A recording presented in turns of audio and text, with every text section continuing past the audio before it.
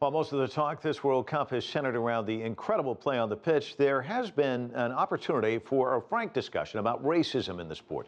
Joining me from Portugal is Germano Almeida. He writes for the website maisfootball.com. Thanks so much for joining us. There's been a couple of incidents that have really, come to the forefront, I would say. And let's talk about these two really high-profile incidents. One, Dani Alves, he's on the pitch. Someone taunts him by throwing a banana at him. He's applauded for his reaction. He picks it up and he eats it. He said at the time, if you don't give it importance, they don't achieve their objective. Can you talk to me about his actions and what that says about the reaction of some of these players to this? Thanks, Mike, for having me on. It's a pleasure. World Cup and football are big events and should be a role model in every issues. And this World Cup is being pretty a good role model in the quality of the game in the field. So I think FIFA and all the instances in football have some obligation to punish really racism acts, not just good principles. There's no doubt there's good principles in football in order to being against racism, but not just in task forces and in regulations, but in acts, in punishing, in strengthening acts. The Dani Alves case that you mentioned was a very good case. I would say a study case, because got a global reaction in social media and in media against that fact. But I think it's the big example that proves us that in an event as a World Cup football, FIFA must learn about these examples and be making good punishments about that.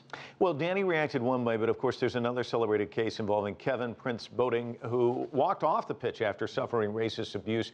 This kind of indicates that some of these people have gone through so much of this, they can't take it anymore. And of course, that incident produced tougher sanctions for racist abuse. We're looking at video of it right now. Do you think they've gone far enough in terms of punishing these people who are doing that sort of thing? No, Mike, I don't think. I think that it's not enough to make a task force, to make good principles, because the point is that if you don't punish that, things will get again. And in this World Cup, what I see is that FIFA that approved a task force against racism in March 2013 had more than a year to get the proposals and being effective in punishing. And as Jeffrey Webb, which is vice president of FIFA, president of CONCACAF, told some days ago, FIFA had the proposals, but in a way was a bit more concerned about the organization and logistics, and not so the acting against racism.